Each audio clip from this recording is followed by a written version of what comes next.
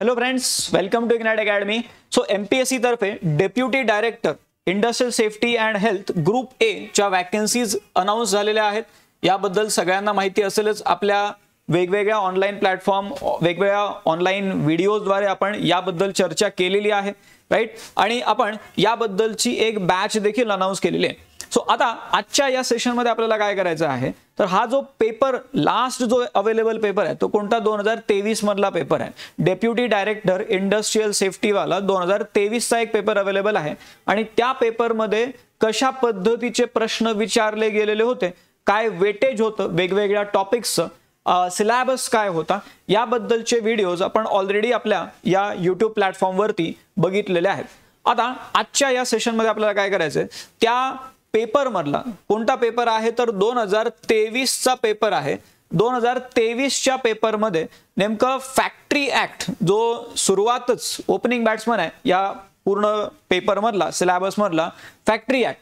तर factory act वरती नेमके किती प्रश्न विचारले गेले होते, तर आपण मागच्या अनालिसिस मध्ये माने सरांनी अनालिसिस घेतलेलं होतं. त्यामध्ये तुम्ही बघितलं असेल की टोटल 15 हा आकडा त्यामध्ये तुम्हाला दिसला असणार आहे. ठीक आहे. So total 15 questions were asked from factory act. आणि सगळे कायदे वगैरे बघितले तर टू बी प्रिसाइज 57 क्वेश्चन्स. ठीक आहे. 57 प्रश्न आहेत. जे सगळे कायदे वगैरे आहेत ना सुरुवातीला सिलेबस मध्ये, त्यामधून 57 प्रश्न विचारले गेलेले आहेत. सो प्रश्न कोणते होते नेमके ते आपल्याला इथे समजून घेणं गरजेचं आहे. फॅक्टरी ऍक्ट 1948 आणि मग त्या पेपरमध्ये कोणत्या 2023 वाल्या पेपरमध्ये नेमके काय काय प्रश्न विचारले गेलेले आहेत याचं आपल्याला आजच्या या सेशन मध्ये डिस्कशन करायचं आहे. ठीक आहे. बिफोर स्टार्टिंग दिस सेशन अजून एक जो महत्वाचा भाग किंवा याच रिक्रुटमेंटसाठी deputy director industrial safety and health या रिक्रुटमेंटसाठी आपण रेकॉर्डेड बॅच लॉन्च केलेली आहे. आणि आपल्या इग्नाइट अकॅडमीच्या ऍप वरती तुम्हाला ही बॅच दिसून जाणार आहे. आणि तिथून मग तुम्ही प्रॉपर डेमो वगैरे पण त्यामध्ये दिसेल तुम्हाला. तर तिथून तुम्ही काय करू शकता, ही बॅच जॉईन करू शकता. याचं जे फीज आहे ते दाखवलेली आहे.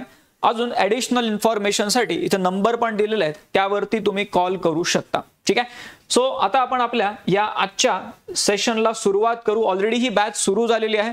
मी स्वतः यामध्ये जे पूर्ण सिलेबस पॉइंट्स आहेत ते कव्हर करण्यास सुरुवात केलेली आहे. फॅक्टरी ऍक्ट त्यामध्ये ऑलमोस्ट आपला डिस्कस करून झालेला आहे. जस्ट एंड पार्टला पण आहोत त्यामध्ये.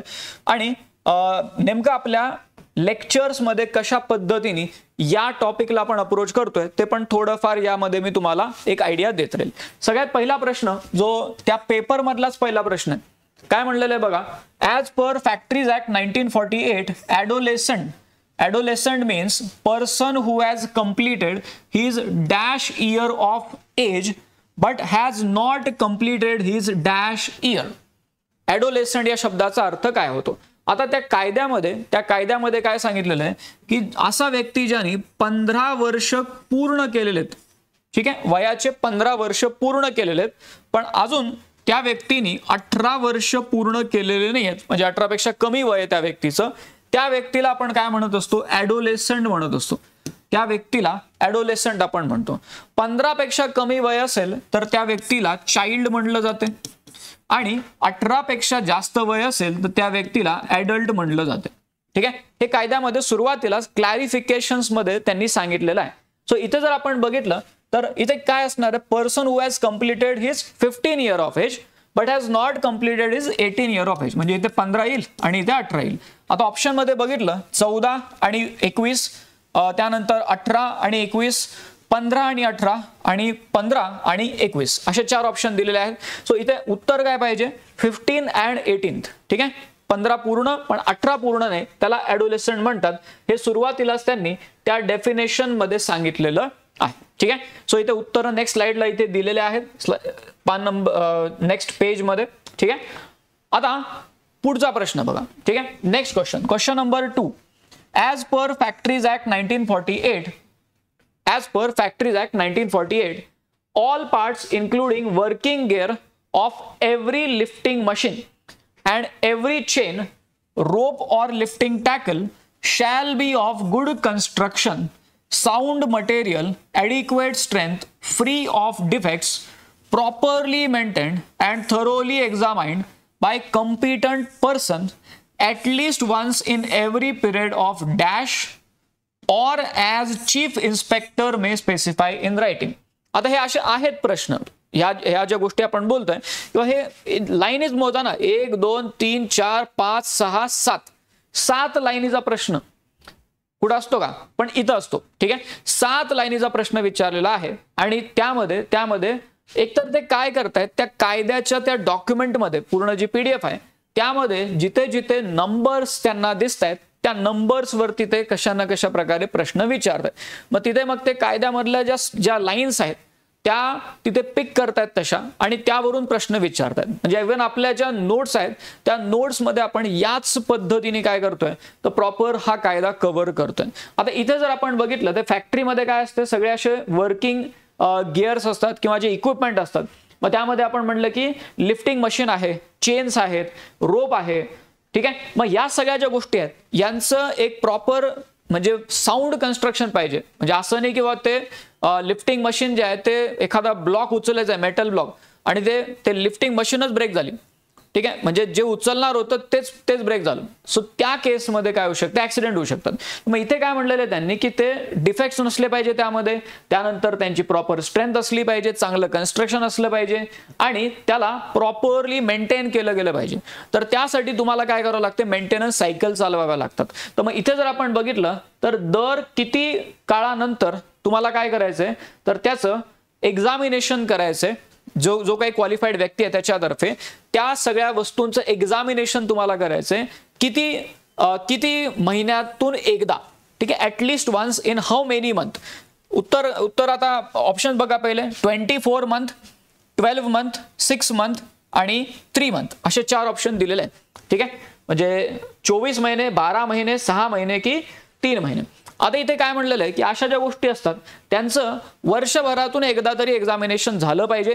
म्हणजे 12 महिन्यामधून एकदा तरी त्या गोष्टीचं एक्झामिनेशन तिथे झालं पाहिजे. ठीक आहे, आता हे अशा गोष्टी थोड्याशा कन्फ्युजिंग राहू शकतात, राईट. म्हणजे इव्हन मलाही 2दा-4दा ते वाचावं लागणार आहे का, कारण कन्फ्युजिंग गोष्टी राहू शकतात. ठीक आहे, सो इन दॅट केस जर मी तुमच्या जागी असलो असतो किंवा मी ती परीक्षा तिथे अटेम्प्ट जर करतोय तर मी काय केलं असतं तर तिथे मी सरळ हे सगळे जे आकडे आहेत, म्हणजे कोणत्या केसमध्ये 3 महिन्याचा तिथे 3 महिने वेळ दिलेला आहे किंवा कोणत्या केसमध्ये 6 महिन्याचा वेळ दिलेला आहे, किंवा बऱ्याचदा काय होते की किती वर्कर असतील तर तुम्ही ॲम्ब्युलन्स रूम ठेवणार, किती वर्कर असतील तर तुम्ही फर्स्ट एड बॉक्स ठेवणार, किती वर्कर असतील तर तुम्ही तिथे आपण म्हटलं किंवा जे सेफ्टी कमिटी आहे त्या अपॉइंट करणार. अशा प्रकारचे बरेचसे आकडे.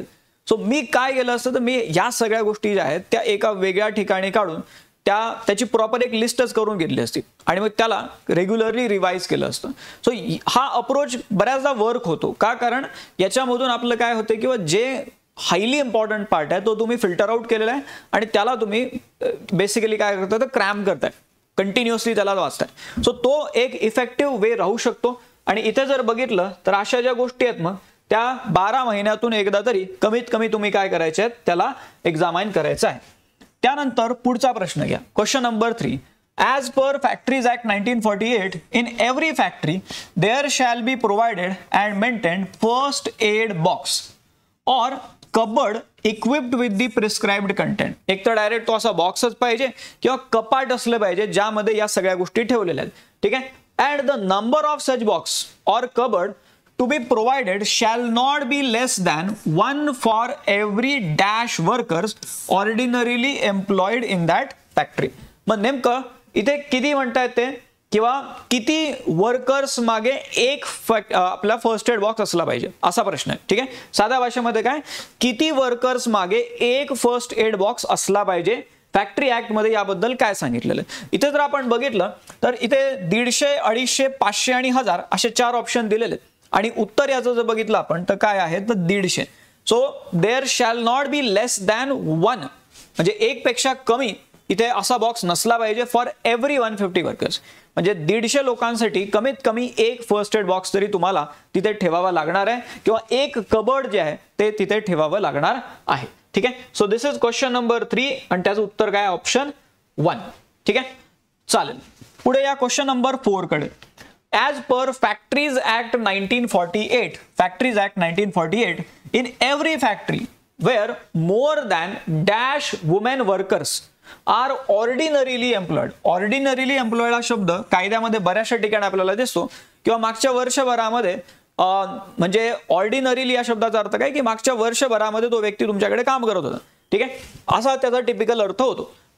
तर म्हणलं काय यांनी की as per factories act 1948, in every factory where more than dash women workers are ordinarily employed, there shall be provided and maintained a suitable room or rooms for the use of children under the age of 6 years of such women. त्याला एक शब्द प्रोव्हिजनच कायद्यामध्ये काय crochet facility म्हणतात.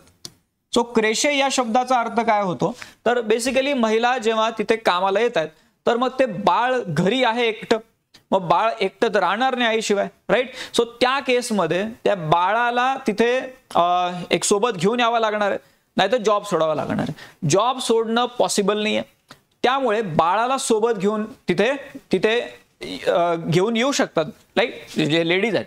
आता जर बाळाला सोबत आणलं तर बाळ असं शांत बसणार आहे का? नाही, बाळ तर बाळ आहे, राईट. सो तिथे मग काय की बाळाला खेळणे पाहिजे, बाळाला तिथे दूध पाहिजे, बाळाला अजून काही अशा एंटरटेनमेंट तिथे असली पाहिजे, बाळाला झोपायसाठी जागा असली पाहिजे, पाळणा असला पाहिजे, अशा गोष्टी लागतील.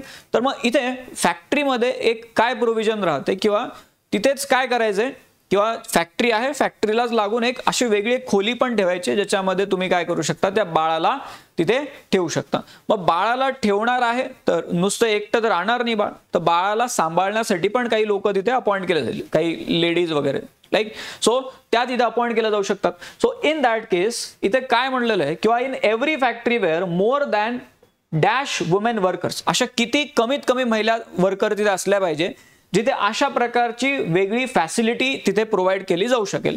ऑप्शन काय 100, 200, 10 आणि 30. सो किती महिला असतील तर या प्रकारची क्रेशे फॅसिलिटी प्रोव्हाइड केली जाऊ शकेल? याचं उत्तर काय आहे तर 30 महिला. ठीक आहे, 30 महिला.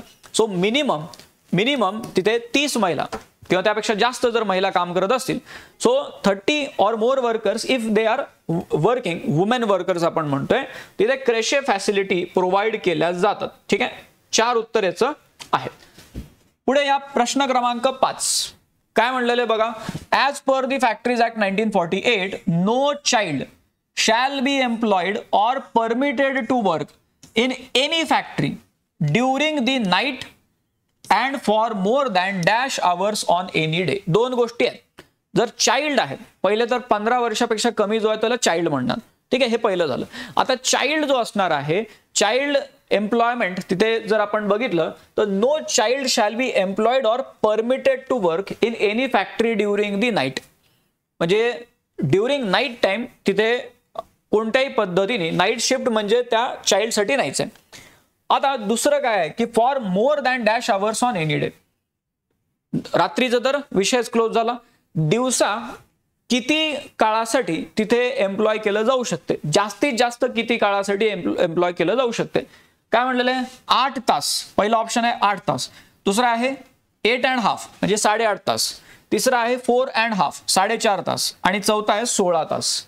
आता इथे उत्तर काय आहे किंवा दिवसा, रात्री तर नाहीच अलाउड, पण during day time no child shall be employed there for more than 4.5 hours per day. 4.5 तास इथे तो टाइम त्यांनी सांगितलेला आहे. ठीक आहे, सो उत्तर याचं काय झालं 3. आता इथे पुन्हा एक भला मोठा प्रश्न दिसायला, एवढा भला मोठा आहे की ते स्क्रीनवर बसायला पण नाही. सो इथे प्रश्न क्रमांक 6 काय म्हणतो बघा.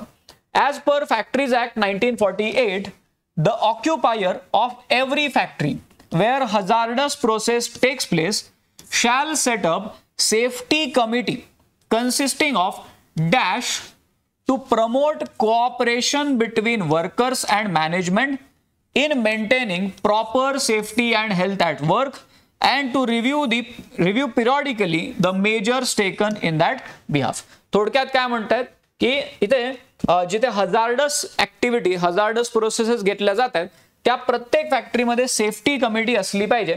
आणि मग त्या सेफ्टी कमिटीमध्ये वर्कर्सच्या बाजूने किती लोक असले पाहिजे आणि मॅनेजमेंटच्या बाजूने किती लोक असले पाहिजे याबद्दल तो प्रश्न आहे. आता ऑप्शन काय बघा. 80% worker representative, 20% management representative, cooperation promote करण्यासाठी. दुसरा आहे equal number of representative of workers and management.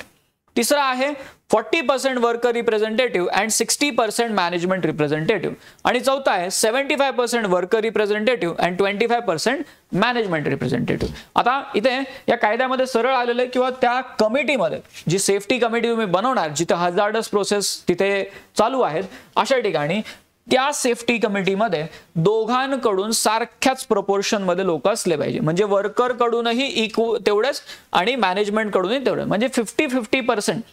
असं नाही की 80-20, 20-80 असं नाही. तर 50% वर्कर, 50% मॅनेजमेंट, असं तिथे प्रॉपर रिप्रेझेंटेशन असलं पाहिजे. त्यामुळे या प्रश्नाचं उत्तर काय बनते, तर ऑप्शन 2. ठीक आहे. So 2 is your right answer. Moving to next question. Question number 7. सगळे 2023च्या त्या परीक्षेमधले प्रश्न आहेत. As per factories act 1948, in every factory where more than dash workers are ordinarily employed, there shall be provided and maintained ambulance room. आता ते first aid वाला जे क्वेश्चन होता ना, ते कायद्यामध्ये फर्स्ट एडच्या लगेच खाली ते ॲम्ब्युलन्स रूमचं पण तिथे माहिती दिलेली आहे. किंवा wear more than dash workers are ordinarily employed, there shall be provided and maintained ambulance room of prescribed size containing the prescribed equipment in the charge of medical and nursing staff as prescribed and shall always be readily available during working hours. म्हणजे तिथे ती room असली पाहिजे. नुसतं room असून चालत नाही, त्यामध्ये इक्विपमेंट असले पाहिजे. त्यानंतर नुसतं इक्विपमेंट असून चालत नाही, त्यामध्ये नर्सेस स्टाफ असला पाहिजे. सो हे सगळं अवेलेबल असलं पाहिजे. पण त्यासाठी त्या फॅक्टरीमध्ये कमीत कमी आपण म्हणतोय किती वर्कर असले पाहिजे किंवा कितीपेक्षा जास्त वर्कर असले पाहिजे. तर ॲम्ब्युलन्स रूमसाठी काय प्रोव्हिजन आहेत. ऑप्शन 1 आहे 500, ऑप्शन 2 आहे 200, ऑप्शन 3 आहे 100 आणि ऑप्शन 4 आहे 250. सो किती वर्कर्स किंवा कितीपेक्षा जास्त वर्कर असले तर तिथे अशा प्रकारची ॲम्ब्युलन्स रूम प्रोव्हाइड केली गेली पाहिजे. तर इथे उत्तर आहे तुमचं 500. ठीक आहे. जिथे 500 पेक्षा जास्त वर्कर तिथे काम करतात अशा फॅक्टरीमध्ये ॲम्ब्युलन्स रूमचं प्रोव्हिजन तिथे देणं गरजेचं आहे. ठीक आहे. हे या कायद्यामध्ये सांगितलेलं आहे. ठीक आहे. Option 1 is your right answer. Moving to next question. Question number 8 काय म्हणतो. As per Factories Act 1948, whoever knowingly uses or attempts to use as a certificate of fitness. आता हा एक महत्त्वाचा मुद्दा आहे. सर्टिफिकेट ऑफ फिटनेस म्हणजे whoever knowingly uses or attempt to use as a certificate of fitness granted to himself under section 70. म्हणजे एका व्यक्तीला सेक्शन 70 जो आहे या कायद्याचा, त्याच्या अंतर्गत सर्टिफिकेट ऑफ फिटनेस मिळते.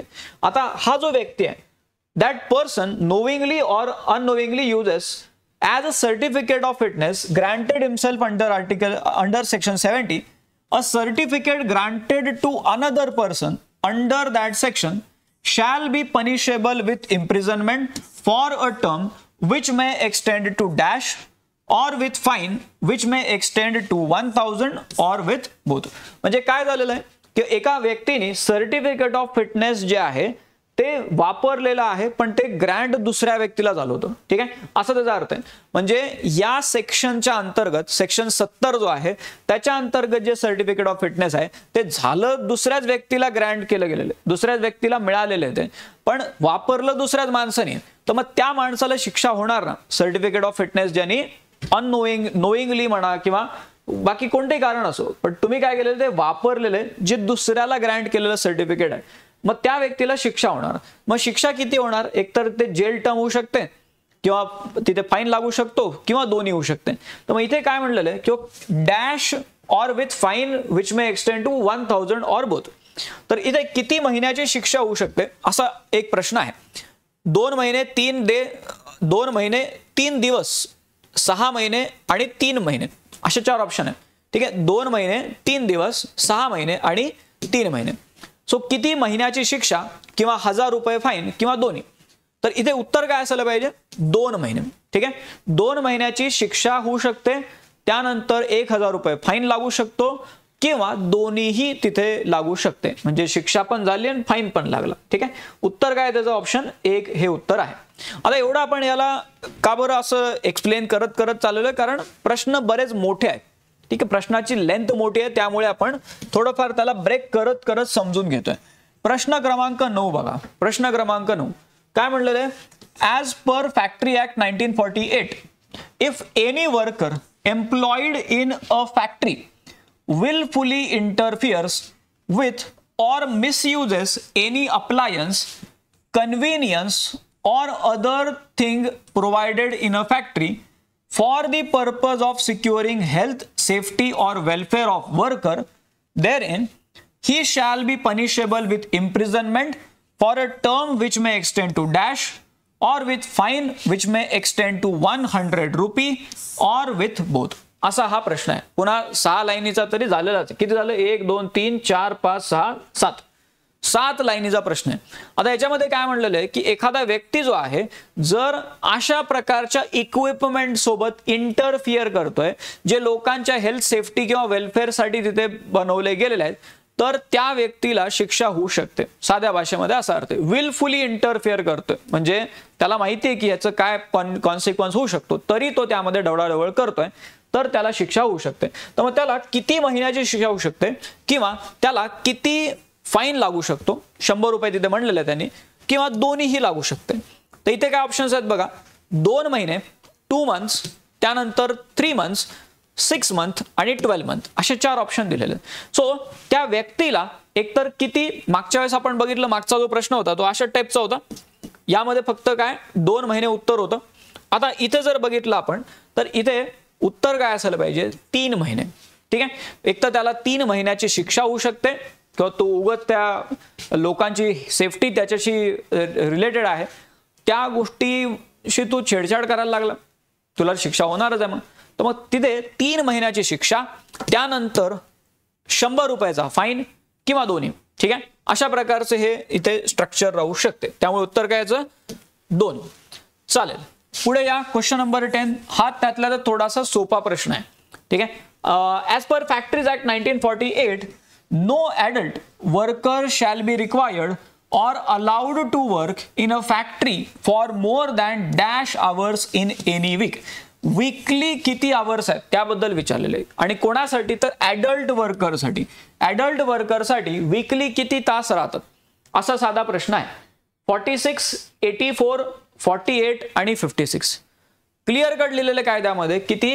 आठवड्यामध्ये 48 तासांपेक्षा जास्त तास तिथे काम करून घेतलं नाही पाहिजे. ठीक आहे, 48 hours that is your right answer. त्यामुळे उत्तर काय? ऑप्शन 3 हे त्याचं राईट आन्सर आहे.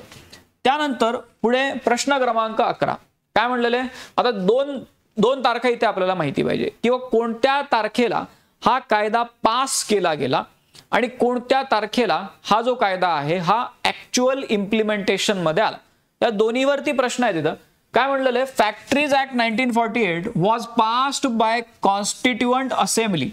1948 आहे आणि त्यावेळेस भारतामध्ये संविधान सभा कार्यरत होती, त्यामुळे संविधान सभेने त्याला पास केलेले आहे. ठीक आहे. So factory act 1948 was passed by constituent assembly of independent India on which date?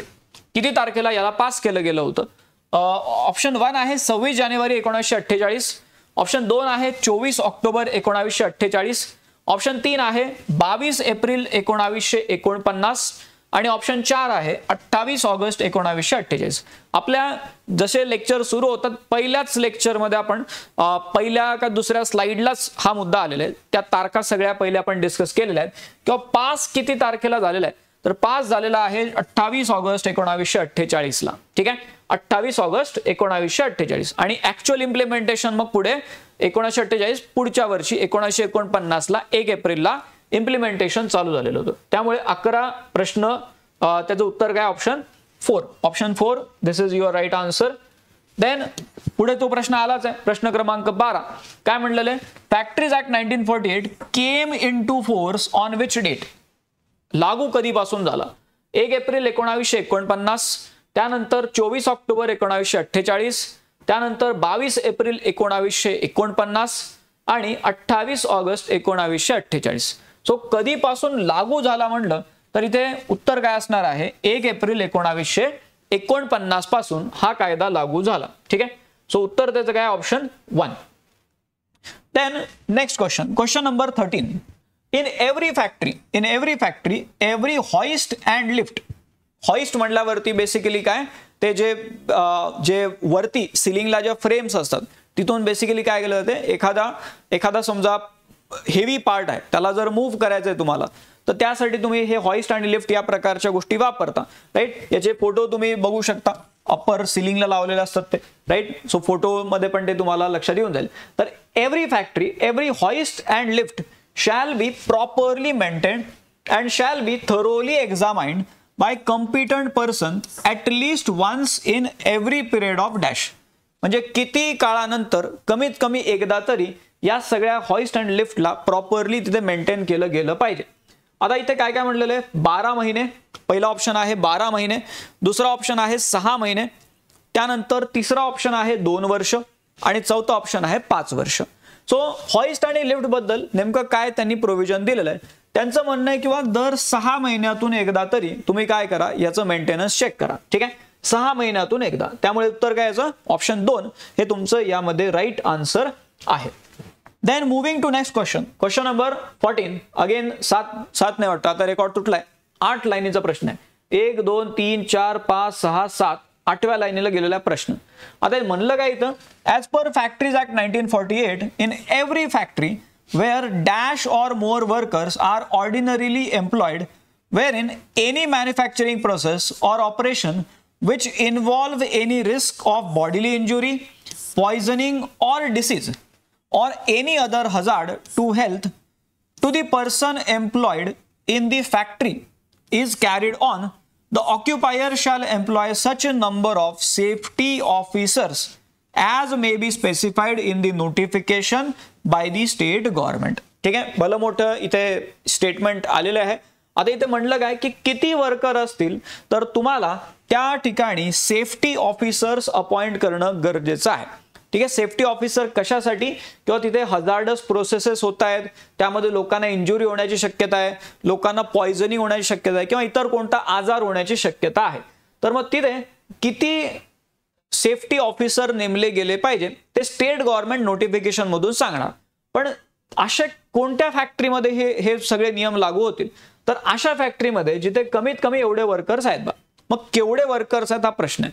ठीक आहे, ऑप्शन 1 आहे 1000 वर्कर, ऑप्शन 2 आहे 500 वर्कर्स, ऑप्शन 3 आहे 250 वर्कर्स आणि ऑप्शन 4 आहे 750 वर्कर. असे 4 ऑप्शन दिलेले आहेत.